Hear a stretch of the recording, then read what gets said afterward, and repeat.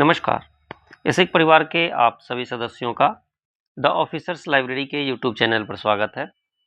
हम अभी देख रहे हैं रेगुलेशन, ईएसआई रेगुलेशन को देख रहे हैं और रेगुलेशन यानी विनियम, इसके चैप्टर को हम देख रहे थे। तो चैप्टर 1, 2 को हमने देखा है और आज हम स्टार्ट करेंगे चैप्टर 3। चैप्टर 3 बेनिफिट से रिलेटेड है। अब ये बेनिफिट क्या होता है? बेनिफिट यानी इसको हिंदी में हित लाभ कहा जाता है। ईएसआईसी के संदर्भ में बेनिफिट किसे नाम दिया गया है? तो यहाँ बेनिफिट का शाब्दिक अर्थ ये है कि जो ईएसआईसी अपने बेनिफिशियरीज को प्रदान करती है, सुविधाएं प्रदान करती है, जैसे मेडिकल तो मेडिकल बेनिफिट, सिकनेस की सुविधाएं प्रदान की जाती है तो उसे सिकनेस बेनिफिट कहा जाता है। यानी आईपी को दी जाने वाली सुविधाओं को हम बेनिफिट का नाम देते हैं। तो देखते हैं ईएसआई रेगुलेशन के चैप्टर 3 बेनिफिट को। बेनिफिट में रेगुलेशन 44 क्या कहता है? क्लेम फॉर बेनिफिट्स, यानी जो ईएसआईसी अपने बेनिफिशियरीज को बेनिफिट्स देते हैं उसके लिए क्लेम करना। क्या कहता है प्रावधान? Benefit claims must be made in writing, writing में क्लेम किए जाने चाहिए। यूजिंग द प्रिस्क्राइब्ड फॉर्म, अब फॉर्म के माध्यम से, एट द ब्रांच ऑफिस। इस क्लेम को करने के लिए उसे कहीं भी रीजनल ऑफिस, सब रीजनल ऑफिस या फिर हेडक्वार्टर या किसी अदर ऑफिसेज में नहीं जाने होते। उसके लिए एक प्रिस्क्राइब्ड फॉर्म है, उस फॉर्म के द्वारा ब्रांच ऑफिस में उसे विजिट करना होता है। Assistance is provided for those unable to fill the form, यानी जो फॉर्म को फिल करने में अनेबल है उन्हें असिस्टेंस प्रोवाइड किए जाते हैं। तो ये था रेगुलेशन 44। रेगुलेशन 44 दो बात की चर्चा करता है। पहला कि claim must be made in writing, और एक फॉर्म में होगा, प्रिस्क्राइब फॉर्म में, और ब्रांच ऑफिस के पास जमा करना होता है। और दूसरा, जो फॉर्म भरने में अनेबल है उन्हें असिस्टेंस दी जाती है अंडर रेगुलेशन 44। ये था claim for benefit. Next regulation 45 है when claims become due. Sickness या टेम्पररी डिसेबलमेंट बेनिफिट क्या है? Date of medical certificate excluding the first 2 days if not covered. Maternity benefit में क्या है? कन्फाइनमेंट में क्या है? Letter of 6 weeks before due date और certificate issue date, if no certificate then date of confinement. ये सब क्राइटेरिया है। मिसकैरेज और प्रेगनेंसी में क्या है? उससे रिलेटेड सिकनेस में डेट ऑफ मेडिकल सर्टिफिकेट। इसमें चर्चा किया गया है कि sickness benefit, temporary disablement benefit, maternity benefit, confinement का या मिसकैरेज के से रिलेटेड सिकनेस, ये सब कब यानी व्हेन, कब यह क्लेम ड्यू होता है। तो सिकनेस एंड टेम्पोररी डिसेबलमेंट में क्या कहा गया है? Date of medical certificate, certificate का डेट। मैटरनिटी के केस में या कन्फाइनमेंट के केस में क्या है? Letter of 6 weeks before due date. और मिसकैरेज रिलेटेड सिकनेस में क्या कहा गया है? Date of medical certificate. तो ये कुछ टाइमलाइन है जिसमें क्लेम्स जो है ड्यू होते हैं। ये था रेगुलेशन 45। नेक्स्ट इसका पार्ट है परमानेंट डिसेबलमेंट बेनिफिट कब होता है? डेट डिक्लेयर्ड परमानेंटली डिसेबल्ड, यानी वह डेट जिस डेट को परमानेंटली डिसेबल्ड घोषित किया जाता है तो उस दिन से उन्हें पीडीबी का मिलेगा। डिपेंडेंट बेनिफिट कब से मिलेगा? फर्स्ट पेमेंट कब मिलेगा? Date of insured persons death और next day if disablement benefit was payable. ये दो केस है कि date of insured person death यानी जिस दिन एक आईपी का डेथ हो जाता है उसी दिन से उसके डिपेंडेंट को डिपेंडेंट बेनिफिट मिलना स्टार्ट हो जाएगा। और next day if disablement benefit was payable. Next क्या है? सब्सिक्वेंट पेमेंट क्या है? End of the month. और भी कोई दूसरे पेमेंट है वो एंड ऑफ द मंथ में। Funeral expenses, date of insured persons death, जिस दिन उसका डेथ होता है आईपी का उसी दिन से फ्यूनरल एक्सपेंसेस के लिए वह ड्यू हो जाएगा। तो ये था रेगुलेशन 45। नेक्स्ट देखते हैं रेगुलेशन 46 क्या कहता है? Availability of claim form. अब क्लेम फॉर्म की अवेलेबिलिटी क्या है? Claim forms are freely available at designated corporations of offices and authorized person। इसमें कहा गया है कि जो फॉर्म होंगे वो फ्रीली अवेलेबल होंगे, इसके कोई पैसे नहीं होंगे, इसके कोई चार्ज नहीं लिए जाएंगे। कहाँ मिलेगा? तो डेजिनेटेड कॉरपोरेशन ऑफिसेज में, जो डेजिनेटेड ऑफिस है वहां मिलेंगे। नेक्स्ट 47 क्या कहता है? Claims on wrong form. यदि कोई गलत फॉर्म है उसमें क्लेम की बात क्या है?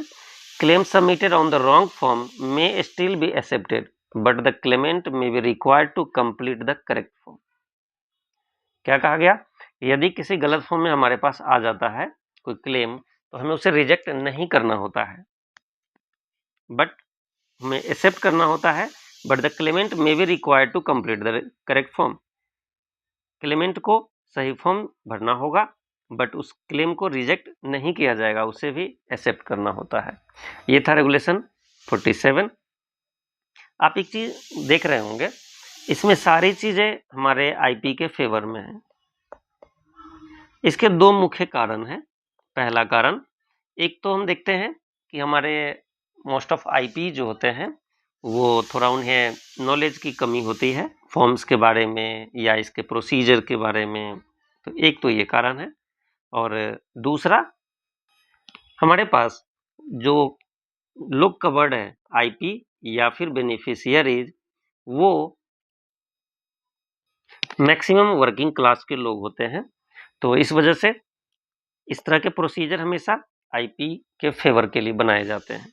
Next regulation 48, evidence of claims. अब किसी क्लेम का एविडेंस क्या होगा, साक्ष्य क्या होगा?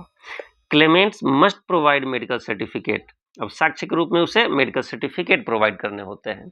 जैसे यदि किसी आईपी ने ये कहा कि मैं 3 दिन बीमार था और इस वजह से अपने कंपनी में नहीं गया हूं, तो उस 3 दिन का उसे मेडिकल सर्टिफिकेट आईएमपी से लेने पड़ते हैं रिक्वायर्ड फॉर्म में।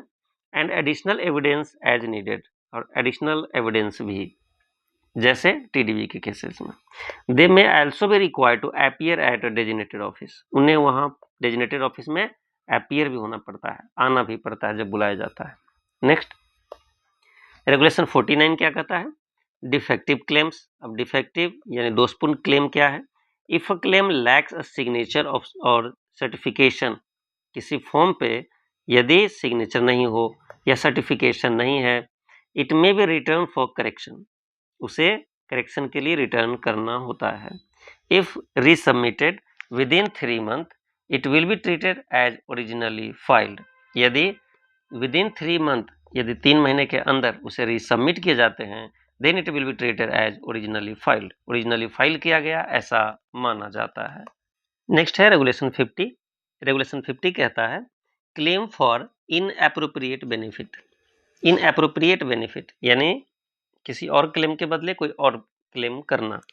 If a Clement applies for the wrong benefit, किसी गलत बेनिफिट के लिए भी यदि अप्लाई करता है तो क्या होगा? The claim may be treated as an alternative claim for the correct benefit. जो करेक्ट बेनिफिट है उसका अल्टरनेटिव माना जाएगा। यहाँ आप देख रहे होंगे यह भी आईपी के फेवर में है, यानी उनकी छोटी छोटी त्रुटियां जो है उसे ईएसआईसी नजरअंदाज करके उसे सही मानती है। नेक्स्ट देखते हैं रेगुलेशन 51 क्या कहता है? Authority for certifying eligibility of Clements. कौन कौन से अथॉरिटी है जो उनके क्लेमेंट के एलिजिबिलिटी को सर्टिफाई करती है? तो ब्रांच ऑफिस, और दूसरा रीजनल ऑफिस या फिर एसआरओ, सब रीजनल ऑफिस। ये 3 अथॉरिटी होते हैं। जैसे ब्रांच ऑफिस किसको किसको सर्टिफाई करेगा? तो sickness benefit SB, maternity benefit यानी एमबी, टेम्पररी डिसेबलमेंट बेनिफिट यानी टीडीबी, एंड फ्यूनरल एक्सपेंसेस, इन चीज़ों को। और रीजनल ऑफिस और सब रीजनल ऑफिस किसे करेगा? तो परमानेंट डिसेबलमेंट बेनिफिट यानी पीडीबी, एंड डिपेंडेंट बेनिफिट यानी डिपेंडेंट बेनिफिट डीबी। तो पीडीबी और डीबी को रीजनल ऑफिस या सब रीजनल ऑफिस के द्वारा, सिकनेस बेनिफिट, मैटरनिटी, टीडीवी, फिनरल इत्यादि को ब्रांच ऑफिस के द्वारा सर्टिफाई किया जाता है। तो ये था रेगुलेशन 51। नेक्स्ट है रेगुलेशन 52। ये काफी इंपॉर्टेंट है, आपके एग्जाम में पूछा गया है। बेनिफिट व्हेन पेएबल, यानी बेनिफिट कब पेएबल होगा। सिकनेस बेनिफिट का टाइमलाइन एग्जाम में यह क्वेश्चन पूछा गया है, विद इन 7 डेज। फ्यूनरल का विद इन 15 डेज। मैटरनिटी का first payment with in 14 days. और टेम्पररी डिसेबलमेंट यानी TDB का with in 1 month. Next permanent disablement यानी PDB with in 1 month. Dependent यानी DB with in 3 months. Subsequent payment follow monthly schedule. Payments are made at branch offices or via remittance with ID verification required. Delays must be reported and resolved promptly. यानी इसमें कोई delay होता है उसे जल्द ही resolve किए जाने चाहिए। तो आपके लिए रेगुलेशन 52 इंपॉर्टेंट है, एग्जाम में पूछा गया है। टाइम फ्रेमिंग, और ये आप टाइम याद रखेंगे। सिकनेस 7 दिन, फ्यूनरल 15 दिन, maternity 14 days, TDB PDB 1 month का होता है। इस तरीके से बेनिफिट कब पेबल होता है रेगुलेशन 52 के अंदर में, टाइम लिमिट क्या है वो हमने देखा। नेक्स्ट ये है रेगुलेशन 52A, एब्सेंशन वेरिफिकेशन। एब्सेंशन वेरिफिकेशन में क्या है, एम्प्लॉयर मस्ट सबमिट फॉर्म 10। ये आपके लिए इंपॉर्टेंट है कि एब्सेंशन वेरिफिकेशन के लिए एम्प्लॉयर जिस फॉर्म में भर करके ब्रांच ऑफिस को सबमिट करता है वह कौन सा फॉर्म है, तो फॉर्म 10। रेगुलेशन कौन सा है, 52A। With absent details of insured person claiming sickness, temporary disablement, maternity इत्यादि। इन चीजों के लिए जब कोई IP इंश्योर्ड पर्सन क्लेम करता है तब एब्सेंशन वेरिफिकेशन कराना होता है। ब्रांच ऑफिस वाले इसे बेहतर तरीके से जानते हैं, क्योंकि एम्प्लॉयर फॉर्म 10 को भरकर अपने ब्रांच ऑफिस में, ESIC के ब्रांच ऑफिस में सबमिट करता है। उसमें यह डिटेल्स होता है कि जिस पीरियड का एम्प्लॉय द्वारा यानी IP के द्वारा सिकनेस बेनिफिट क्लेम किया गया है, TDB क्लेम किया गया है या मैटरनिटी क्लेम किया गया है, ड्यूरिंग दैट पीरियड वह IP छुट्टी पर था यानी एब्सेंट था, उसका वेरिफिकेशन किसके द्वारा होगा, फॉर्म 10 के द्वारा, रेगुलेशन 52A के द्वारा। तो यह हमारे लिए यहाँ पर दो पॉइंट अधिक इंपॉर्टेंट थे जो कि आपके एग्जाम में पूछे जाने की अधिक संभावना है। तो देखते हैं आज ओवरऑल हमने क्या देखा।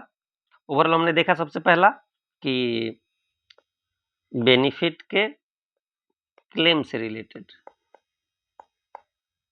कि कब ड्यू होता है, बेनिफिट कब ड्यू होता है, उसके लिए फॉर्म कहाँ मिलते हैं, चार्जेबल है या फ्री है, तो हमारा सारा फॉर्म फ्रीली अवेलेबल होता है। यदि कोई क्लेम रॉन्ग क्लेम किया गया है फिर भी उसे राइट माना जाएगा एंड करेक्शन करने का टाइम IP को दिया जाएगा। नेक्स्ट हमने देखा डिफेक्टिव फॉर्म के बारे में। फिर उसके बाद देखा कि बेनिफिट कब पेबल होता है, यानी उसके टाइमलाइन हमने देखे। और लास्ट हमने देखे 52A, वह था हमारा एब्सेंशन वेरिफिकेशन।